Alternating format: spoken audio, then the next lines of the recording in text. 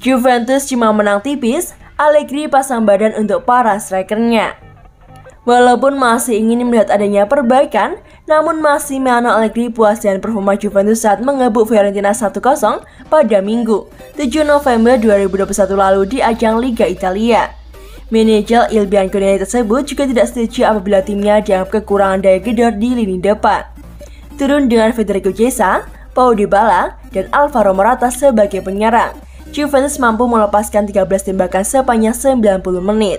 Akan tetapi, hanya di antaranya yang tepat sasaran, plus satu membentur mistar gawang.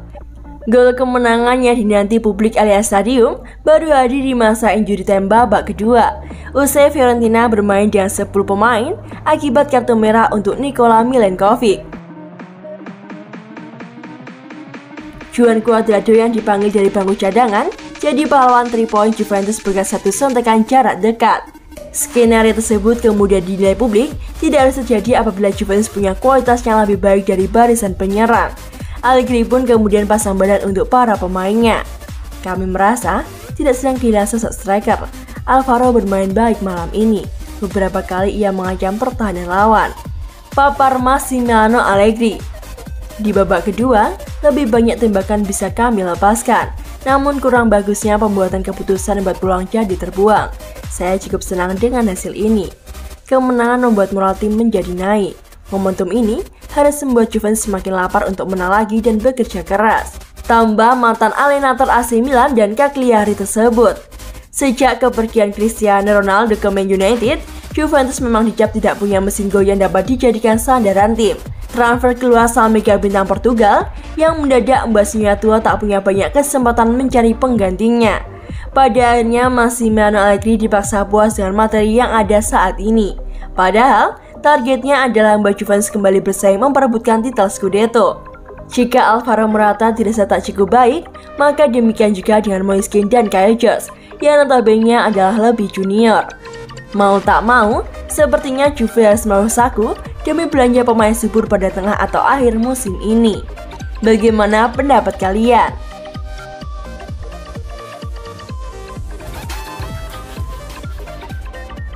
Mathis de Ligt sukses kantongi Dusan Vlahovic. Laga lanjutan Serie A antara Juventus melawan Fiorentina yang digelar di Allianz Stadium pada Minggu, 7 November 2021 dini hari tadi mempertemukan dua pemain masa depan. Mereka adalah Mathis de Ligt dan juga Dusan Vlahovic. Nama de Ligt sudah terdengar sejak berhasil mengantarkan Ajax Amsterdam ke babak semifinal Liga Champions tahun 2019. Penampilan apiknya di lini belakang membuat Juventus rela mengeluarkan uang 85 juta euro untuk merekrutnya.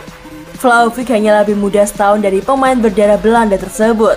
Namun, namanya baru terdengar baru-baru ini. Tepatnya setelah berhasil mengantongi total 21 gol dari 40 penampilan pada musim ketiganya bersama dengan Fiorentina. Sang penyerang melanjutkan performa apiknya di musim ini. Dalam 13 penampilan, Vlahovic hanya berhasil mengantongi 10 gol. Ia pun dipertemukan dengan de Ligt ketika Juventus melawan Fiorentina di Turin. Pelatih Juventus Massimiliano Allegri mengambil langkah berani dengan memainkan de Ligt dengan Daniele Rugani. Padahal biasanya de Ligt dipadukan dengan bek veteran seperti Leonardo Bonucci dan Giorgio Chiellini. Kendati demikian, duet Rugani dan de Ligt sukses membuat lini pertahanan Juventus aman. De Ligt mendapatkan perhatian paling besar dikarenakan mampu menetralisir Vlahovic yang kini dikenal sebagai striker tertajam ketiga di Eropa. Sejumlah surat kabar olahraga di Italia memberikan rating 7 dari 10 buat penampilan de Ligt.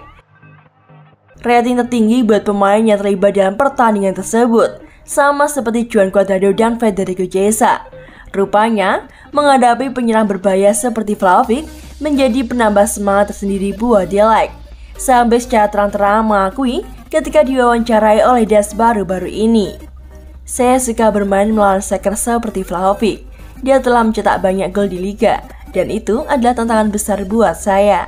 Namun Anda juga butuh bantuan dari tim saat Anda bertemu pemain seperti dia, katanya. Vlahovic sendiri mendapatkan rating yang cukup rendah dari beberapa media di Italia. Angka terendah diberikan oleh La Gazzetta dello Sport yang memberinya rating 5.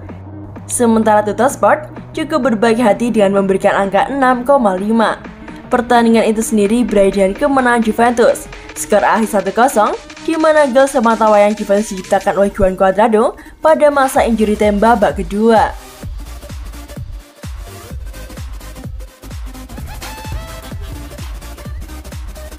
Massimiliano Allegri berikan kabar terbaru pemain cedera Juventus. Gol telat Juan Cuadrado menjadi satu-satunya pembeda dalam pertandingan di Allianz Stadium ketika Bianconeri harus tampil tanpa sejumlah pemain pilarnya. Daniele Rugani menjadi starter bersama Mathis de Ligt dalam laga ini, menggantikan Giorgio Chiellini tepat sebelum kick-off karena sang kapten menderita cedera. Alessandro harus digantikan oleh Luca Pellegrini pada saat interval, sedangkan Mattia Perin tampil di bawah Mister karena kiper utama WCSC mengalami cedera ringan pada tulang rusuknya. Massimiliano Allegri memberikan kabar terbaru tentang para pemainnya tersebut seusai kemenangan tipis atas Fiorentina, plus tentang Moiskin yang sudah menepi selama 2 pekan terakhir. Szczęsny terjatuh tepat di atas bola kemarin.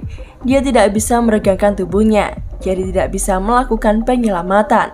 Chiellini mengalami masalah aduktor, jadi saya mencabutnya dari line up sebagai pencegahan, kata Massimiliano Allegri. Bonucci mengalami masalah sebelum pertandingan, namun dia memang seharusnya diistirahatkan kontra Verona. Alessandro mengalami masalah aduktor, sedangkan Moiskin akan siap bermain lagi setelah jeda internasional. Satu orang lain yang ada di ruang perawatan adalah Mattia De Sciglio, yang mengalami cedera hamstring sejak menghadapi Sassuolo pada tanggal 27 Oktober lalu.